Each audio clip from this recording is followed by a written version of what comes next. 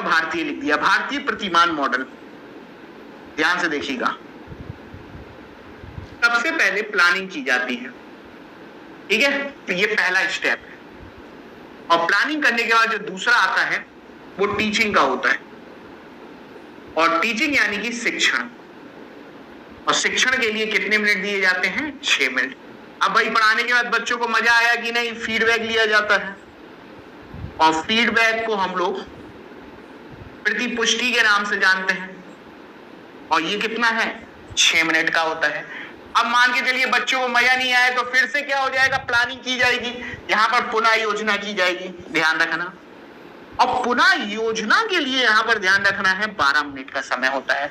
ये तीसरा चरण, योजना का कोई समय नहीं है लेकिन पुनः योजना का 12 मिनट का समय। अब इसके बाद पुनः शिक्षण कराया जाता है। पढ़ाना तो आपको कितना है? 6 मिनट है। ये आपका कौन सा चरण है? 5वां। और इसके बाद पुनः प्रतिपुष्टि ली जाती है। ध्यान रखना। और पुनः प्रतिपुष्टि का समय भी कितना होता है? 6 मिनट होता है। इस हिसाब से ये साइकिल आपकी रोटेट होती रहती है, तब तक रोटेट होती रहेगी जब तक हमारे आउटकम प्राप्त ना हो जाए। इस बात को सबसे पहले योजना, फिर टीचिंग यानी कि शिक्षण, फिर आपकी प्रतिपुष्टि फीडबैक 6 मिनट का। अगर मजा नहीं आए तो फिर से प्लानिंग की जाएगी, फिर से पढ़ाया जाएगा, फिर से पुनः प्रतिपुष्टि ली जाएगी। तो देख लो ना, 6 मिनट, 6 मिनट, 12 मिनट, 6 मिनट और ये 6 मिनट, कुल 6 चरण आ रहे हैं यहाँ पर। ध्यान रखना। अब यहाँ पे गलत मत करिएगा जितना यहाँ पर बता दिया गया है। चलिए आगे बढ़ते हैं।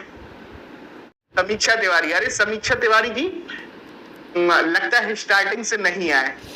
इसके बारे में सही है ए फॉर एप्पल। लगाइए ए आंसर। यहां पर शंकर पंडित जी तो बहुत समय से हैं और पता नहीं कैसे गलत आंसर दे रहे हैं। अभी भैया मैंने बोला भी था कि यहाँ पर सूक्ष्म शिक्षा भारतीय प्रणाली में 8 सोपान नहीं बोलते थे, 6 सोपान बोले हैं यहाँ पर। कैसे यहाँ पर 8 सोपान कर दिया?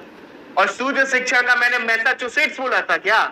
स्टैनफोर्ड विश्वविद्यालय बोला था कि अमेरिका के स्टैनफोर्ड विश्वविद्यालय में इसका जन्म हुआ। तो सीडी तो है ही नहीं है और माइक्रो टीचिंग कम अवधि की है।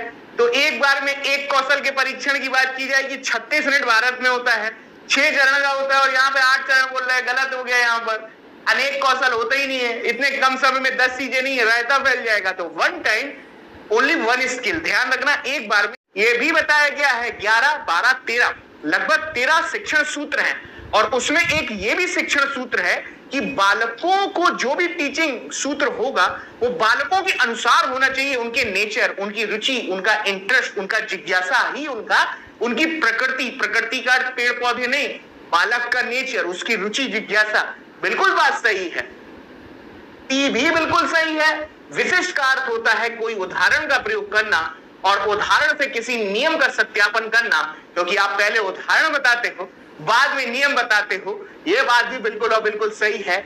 आप उदाहरण से नियम की ओर बढ़ोगे क्योंकि उदाहरण पहले समझ में आता है। उदाहरण को विशिष्ट के नाम से जाना गया है। यहाँ पर तीसरा भी सही है। जो गलत है यहाँ पर आई लव माई इंडिया जो बोल रहे हैं, जो गलत है यहाँ पर डी आंसर है।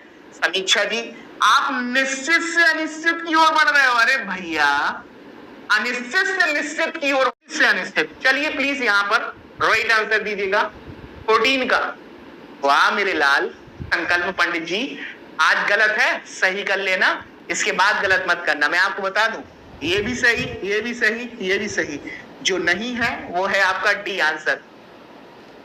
यहाँ पर डी किसी का आंसर नहीं आ रहा और डी यहाँ पर ध्यान रखना है। यहाँ पर डी फिर गलत, फिर गलत, फिर गलत। भैया शिक्षण विधियां नहीं है ये, यहाँ पर शिक्षण सूत्र लिखा हुआ है।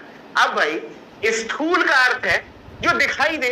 अब छोटे बच्चे को जो नहीं दिखाई देगा, जो अमूर्त है, वो दिखाओगे कि जो मूर्त है। तो यानी कि स्थूल का अर्थ है जो बड़ा बड़ा है, आसानी से देखा जा सकता है मूर्त। और सूक्ष्म का अर्थ है बारीक जो नहीं दिखाई दे। तो बिल्कुल सही है ये मूर्त से अमूर्त की ओर, यही तो बताएंगे। ये तो बिल्कुल राइट है आपका। अरे प्रकृति का अनुसरण है क्या? आप कोई भी